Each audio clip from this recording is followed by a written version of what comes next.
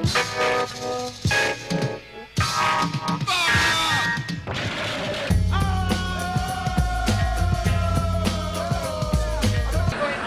what's up, everybody? Funny thing happened to me when I was walking to the office today. I was listening to my iPod, and it's just interesting to see the correlation between Blaxploitation cinema and hip hop. So what I figured was, you know what, coming in the office today, why not dig deeper into it, talk to a couple of professionals and see what's popping. Alright, so in order for me to back up my argument, I figured, why not go to the actual source for hip hop culture?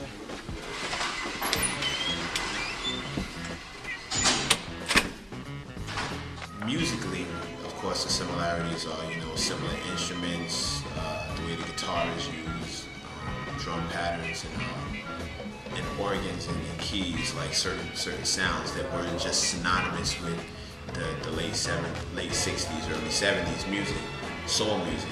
The image of the artist between now and then hasn't really changed.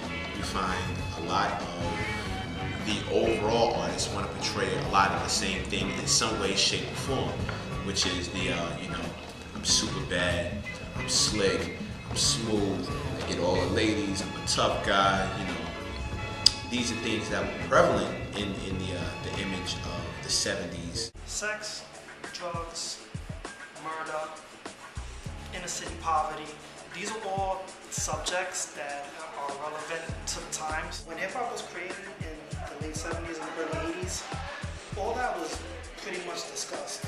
Grandmaster Flash and Furious Five's The Message pretty much solidified that. You move further into the timeline, into the 80s, or late 80s, Slick Rick, from Slick Rick to NWA, even going to the 90s with the whole Death Row era and Bad Boy. They pretty much all embraced that sound and they embraced all the content that was in Blaxploitation films because that was reality for them. You can't listen to The Chronic or Snoop's Doggy Style without thinking about the Mac.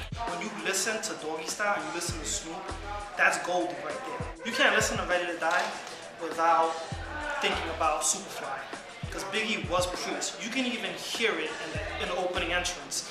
Like when you listen to the intro, it pretty much pays homage to the movie. I see it in a sense to where that was the thing that we had to relate to when those films came out.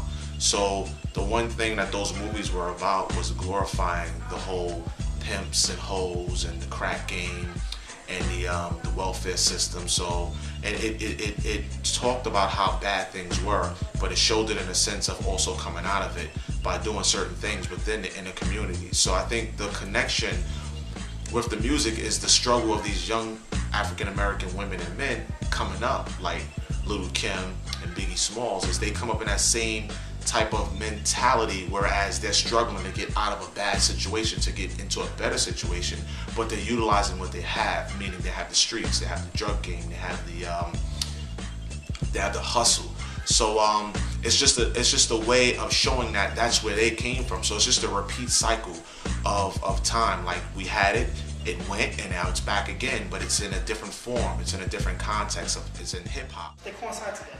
It's like hip hop was birthed on every single aspect, every single part of the Blaxploitation culture. Without Blaxploitation cinema, yeah, you would have probably had hip hop, but hip hop wouldn't be the cinematic experience that it is today, because it pretty much took most of the concepts that were created within that reality and pretty much elevated hip hop to where it is now.